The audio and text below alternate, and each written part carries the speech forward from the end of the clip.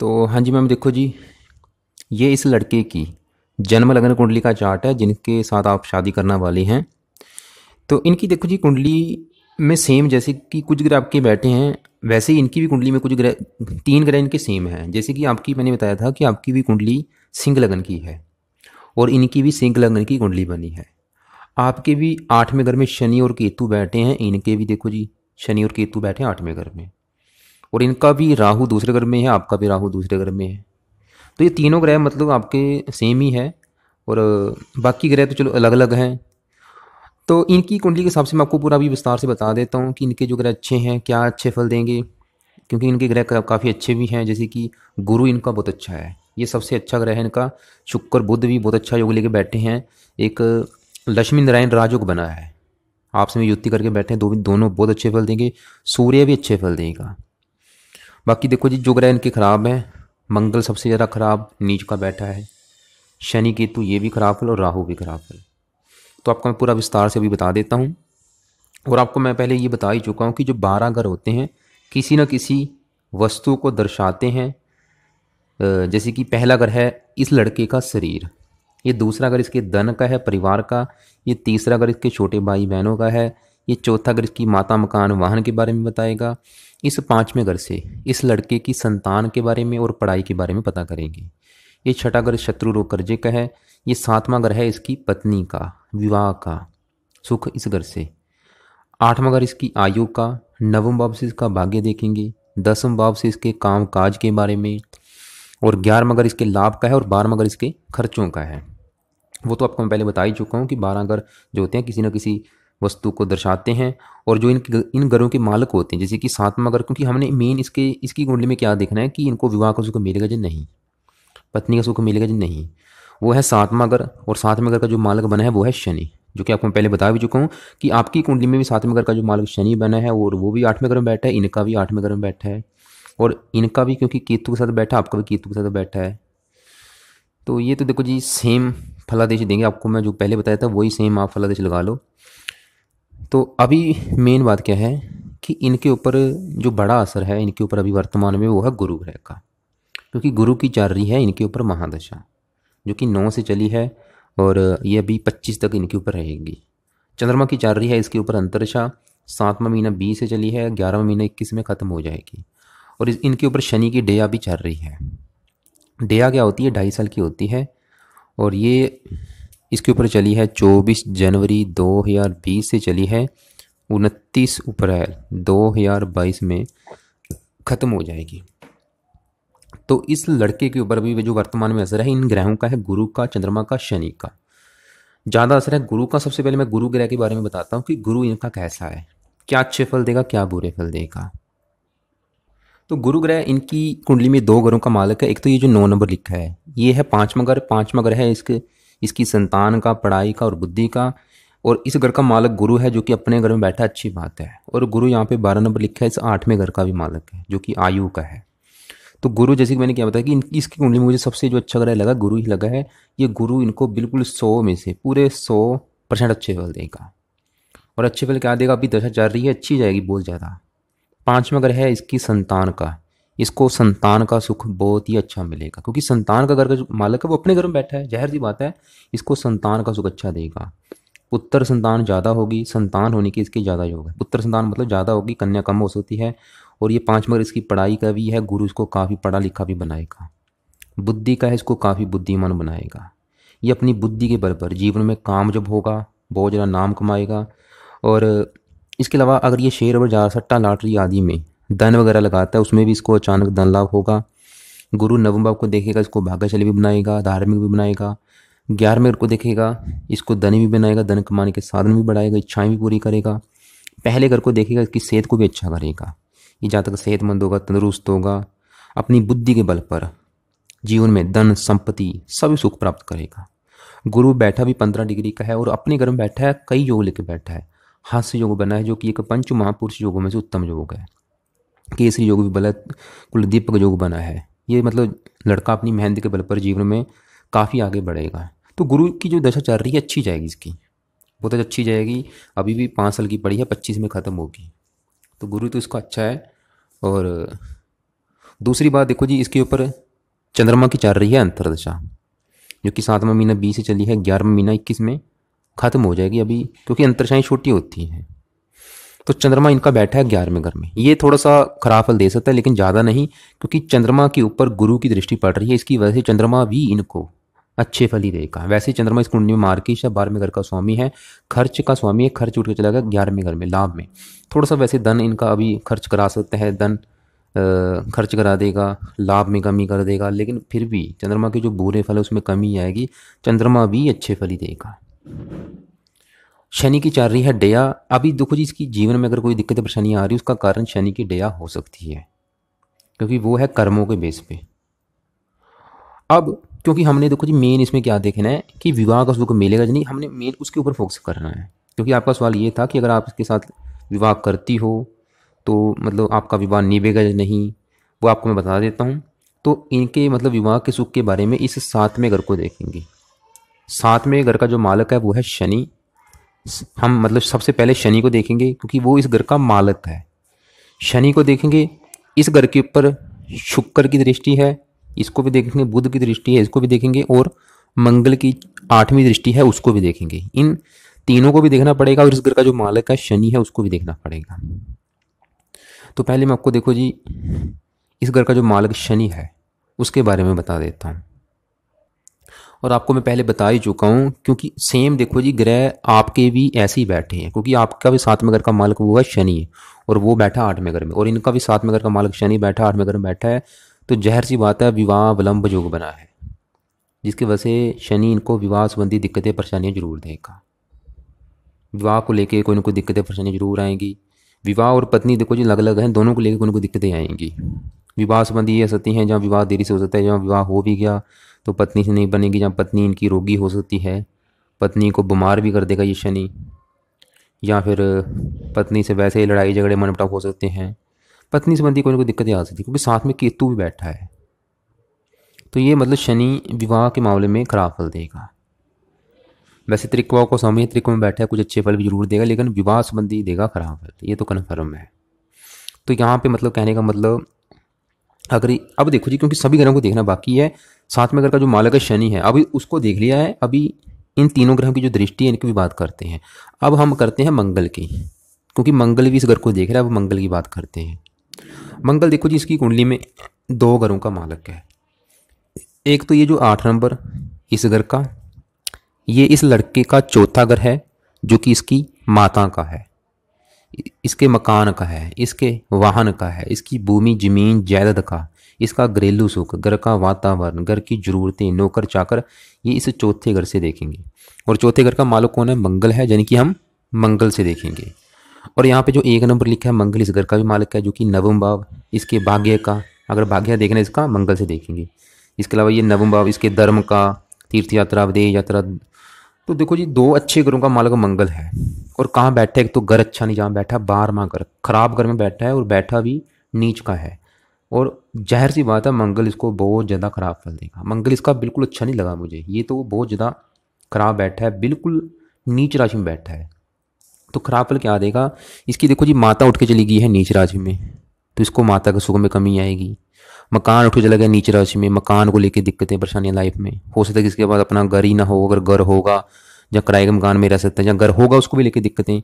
वाहन उठ के चलेगा नीच राशि में, वाहन को लेकर दिक्कतें। भूमि का कारक मंगल, इसको भूमि को लेकर बहुत ज़्यादा दिक्कतें आएंगी। भाग्य उठ के चलेगा नीच राशि में, भाग्य भंग जो बना, भाग्य उदय संबंधी शुरुआत में दिक्कतें आएंगी। भाग्य इसका साथ देगा। ये पिता का भी घर होता है, पिता संबंधी दिक्कतें। मंगल मतलब बहुत ज़्यादा खराब है इसका। और बैठा भी देखो जी कुंडली को डबल मंगली के लेके है। खाली मंगल वैसे बैठ जाए, मंगली को होती कुंडली, और इनका बैठा है नीच राशि में, जिसकी वजह से कुंडली बनी डबल मंगलिक। तो जिसकी वजह से मैरिज लाइफ में भी दिक्कतें देगा ये। और ख़ास करके मंगल की दशा बहुत ज़्यादा दिक्कतें देगी इसको। और आपको मैं एक बात बता दूं, ऐसे मैंने काफ़ी कुंडलियाँ देखी हैं, ऐसा मंगल जब भी नीच राशि में बैठता है तो ये जातक को क्या करता है, या तो नेत्र पीड़ा भी दे सकता है, या रक्त विकार संबंधी कोई प्रॉब्लम भी दे सकता है, या पुलिस या अदालत के कारण जातक के जीवन में कोई परेशानी भी उत्पन्न कर सकता है। और मंगल चौथा अगर इसकी जन्मभूमि है, इसको जन्मभूमि पे टिकने नहीं देगा। इसको मतलब जन्मभूमि से दूर भी जाना पड़ सकता है। इसका जहाँ पे जन्म हुआ है उसको छोड़ के दूर भी जाना पड़ सकता है। जो ये यहाँ से घरेलू सुख भी देखा जाता है, जो इसका घर का वातावरण होगा, जो घर का जो हमारा माहौल होता है वो कैसा होगा, वो इस घर का जो मालिक मंगल है नीचे का बैठा है, इसका मतलब घर का माहौल भी अशांत होगा, घर में क्लेश बना रहेगा, घर का वातावरण शांत होगा और घर में लड़ाई झगड़े होते रहेंगे। तो मंगल मतलब इसको देगा खराब फल, खर्च घर में बैठा है फजूल का खर्च कराएगा। लेकिन देखो जी, अब सवाल है कि भाई मंगल को कैसे सही किया जाए। एक तो आप क्या करें, मैं आपको फिर बोलूँगा, क्योंकि मंगल से भी हम विवाह के बारे में पता करते हैं, डबल मंगली बना के बैठा है। आप क्या करें, विवाह से पहले इस लड़के का एक बार घट विवाह करवा दें, घट विवाह जरूर करवाएं इसका। उसकी वजह से जो दिक्कतें आती हैं उसमें कमी आती है विवाह में। दूसरा देखो जी, और मंगल की वस्तुओं का इससे दान करवाया जाए, क्योंकि ये मतलब मंगल अपनी दशा में कला क्लेश विवाद के कारण धन की हानि भी करेगा। और मंगल क्योंकि बैठा हुआ डिग्री 20 लेके है, इसकी डिग्री को करना है हमने 0। ये जातकों को चाहिए कि मंगल की लाइफ टाइम वस्तुओं का दान करता रहे। जैसे कि एक तो मंगल के जितने ज़्यादा पाठ करे उतना ही से बेनिफिट है।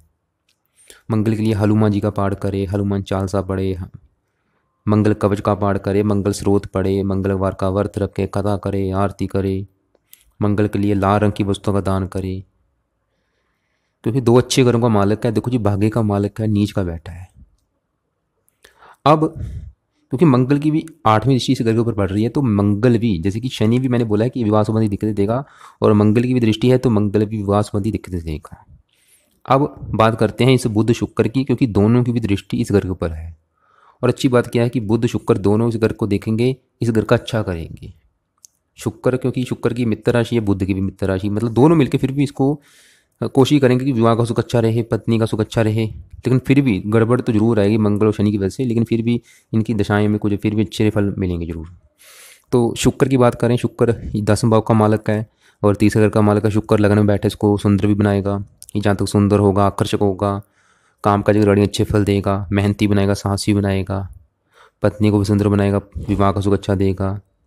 खासकर शुक्र की दशा फिर भी अच्छी जाएगी। और यहाँ पे बुध की बात करें, बुध 2 अच्छे घरों का मालक है। एक तो ये जो 3 नंबर लिखा है, 6 नंबर लिखा है, इस दूसरे घर का जो कि इस लड़की के धन का है, परिवार का, वाणी का। और 3 नंबर लिखा है 11वें घर का जो कि लाभ का है, बड़े भाई बहन इच्छा पूर्ति का। लगन में बैठा बुध 100 में से 100% अच्छे फल देगा। ये लड़के को काफ़ी वैसे धनी भी बनाएगा, परिवार का सुख देगा, लाभ भी देगा, धन कमाने के साधन भी बढ़ाएगा, बुद्धिमान भी बनाएगा, पत्नी को भी बुद्धिमान बनाएगा।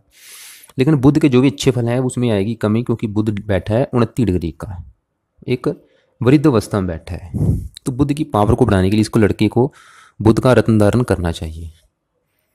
तो पन्ना रत्न है इसका, वो धारण इससे करवाया जाए। देखो जी, इसके फायदे काफ़ी होंगे, क्योंकि धन के मामले में अच्छे फल देगा बुध इसको, धन कमाने के साधन भी बढ़ेंगे, इच्छाएं भी पूरी करेगा, पत्नी का सुख भी देगा और इसकी सेहत को भी अच्छा करेगा। तो बुध के लिए हरे रंग के कपड़े भी ज़्यादा पहने और पन्ना रत्न भी इसका जरूर धारण करें। तो वो रत्न कैसे धारण करना है, पन्ना इन्होंने खरीद के उसे चांदी में जुड़वा लेना है, बुधवार के दिन धारण करना है सुबह के समय, सुबह 7:15, 8:15 या 9:15 बजे। राइट हैंड की ये छोटी जो फिंगर होती है इसमें धारण करना है। शुक्ल पक्ष का जो पहला बुधवार आएगा उस दिन इसे धारण करना है। अब देखो जी, इनके दूसरे घर में राहु और सूर्य बैठे हैं। अब इनकी बात करते हैं, क्योंकि आपकी भी कुंडली में राहु बैठा था दूसरे घर में, और मैंने आपको क्या बताया कि राहु जब भी दूसरे घर में बैठता है ये दूसरे घर संबंधी, जैसे कि दूसरा घर होता है धन का, तो राहु अपनी दशा में खासकर, वैसे राहु की इसके ऊपर दशा निकल चुकी है, क्योंकि 9 से पहले जो इसके ऊपर चल रही थी वो राहु की महादशा है, वो अभी नहीं आएगी, लेकिन फिर भी अंतर दशाएँ जरूर आएंगी। लेकिन फिर भी तो राहु के लिए मतलब उपाय करता रहे, क्योंकि राहु दूसरे घर में बैठ के धन का भी खर्च कराएगा, धन की हानि करता रहेगा, परिवार से मनमुटाव करा सकता है, और वाणी भी इसकी कठोर करेगा, क्योंकि राहु सूर्य दोनों वाणी घर में बैठे, थोड़ी सी वाणी भी कठोर हो सकती है। राहु यहाँ पे क्या करेगा, सूर्य के अच्छे फलों को भी कम करेगा। सूर्य ने यहाँ पे 100 में से 100% इस लड़के को अच्छे फल देनी है। अच्छे फल क्या देने हैं, सूर्य पहले घर का मालक है, शरीर का मालक है, इसका जो शरीर है, इसकी सेहत, स्वभाव, रंग रूप, पर्सनैलिटी, सर मस्तक। तो पहले घर का मालक कौन है, सूर्य है, बैठा है दूसरे घर में, धन के घर में, मित्र राशि में। और दूसरे घर का मालक बुध, स्थान परिवर्तन जो हुई हुआ है। सूर्य ने बिल्कुल अच्छे फल देने हैं, लेकिन अच्छे फलों में आ जाएगी कमी, क्योंकि साथ में राहु बैठा है। तो यहाँ पे इस लड़के को 2 रत्न धारण करने जरूरी हैं, क्योंकि यहाँ पे हमने क्या करना है, राहु की डिग्री को करना है माइनस। इसकी डिग्री को करना है प्लस। इसके लिए सूर्य का भी इसको रत्न धारण करवाया जाए, क्योंकि यहाँ पे राहु क्या करेगा, सूर्य के अच्छे फलों को कम करेगा। अच्छे फल यानी कि सूर्य शरीर का मालिक है, तो सेहत को खराब कर सकता है, इसको रोगी बना सकता है, सेहत को लेकर दिक्कतें। सूर्य पिता का कारक है, पिता से मनमुटाव, लड़ाई झगड़े, या पिता संबंधी कोई ना कोई दिक्कतें परेशानियाँ, या पिता के सुख में कोई ना कोई कमी। सरकार का कारक है, सरकारी कामों में विघ्न डालेगा। तो यहाँ पे ग्रहण दोष बना है, खराब दोष। सूर्य ने मतलब देने अच्छे फल है, लेकिन अच्छे फलों में आएगी कमी, साथ में राहु की वजह से। तो इससे मतलब राहु के उपाय करवाए जाएं। राहु की वस्तुओं का दान ये करता रहे लाइफ टाइम, कवच का पाठ करे, स्रोत करे, और इसके अलावा सूर्य का इसको रत्न दान करवाया जाए, माणिक्य रत्न। तो वो कैसे दान करना है वो आपको मैं बता देता हूँ। तो माणिक्य रत्न भी इन्होंने खरीद के, उसे खरीद लेना है, अच्छी क्वालिटी का लेना है, लैब टेस्टेड हो, ओरिजिनल हो। उसे खरीद के इसे इन्होंने जहाँ तो तांबे में या पीतल में या सोने में किसी एक धातु में जड़वा लेना है। संडे के दिन धारण करना है, सुबह के समय, जो शुक्ल पक्ष का जो पहला संडे आएगा उस दिन इसे दान करना है। और राइट हैंड की ये जो फिंगर है इसमें दान करना है। बुध का इसमें बोला मैंने पन्ना, सूर्य का इसमें। और बाकी देखो जी, कभी भी सूर्य को जल नहीं देना है, सूर्य का कोई दान दून नहीं करना है। सूर्य इसका अच्छा है, अच्छे फल बढ़ाने हैं हमने। तो ये था देखो जी इनकी कुंडली का फलादेश, आपको मैं मोटा मोटा बता चुका हूँ। मेन देखो जी मैं आपको फिर बोलूँगा कि एक, क्योंकि यहाँ पे जो इनके विवाह घर का मालिक है वो शनि है। अगर इसको विवाह, क्योंकि विवाह संबंधी दिक्कतें तो आएंगी कन्फर्म है, और उसके बड़े कारण दो हैं। एक तो इस घर का जो मालिक है शनि है, दूसरा इस घर के ऊपर जो मंगल की दृष्टि पड़ रही है और मंगल बैठा है नीच का। इनकी वजह से मतलब मैरिज लाइफ में दिक्कतें आने के योग हैं।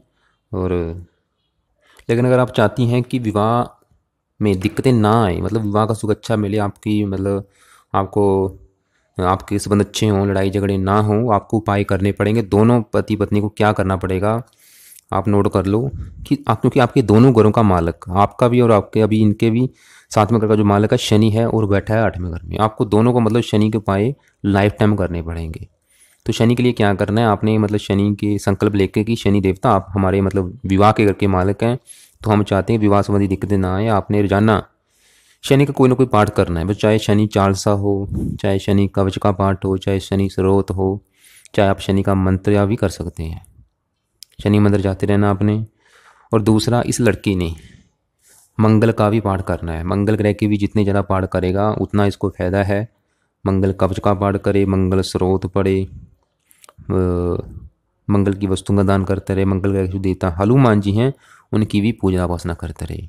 और एक बार ये विवाह से पहले घट विवाह जरूर करवा ले।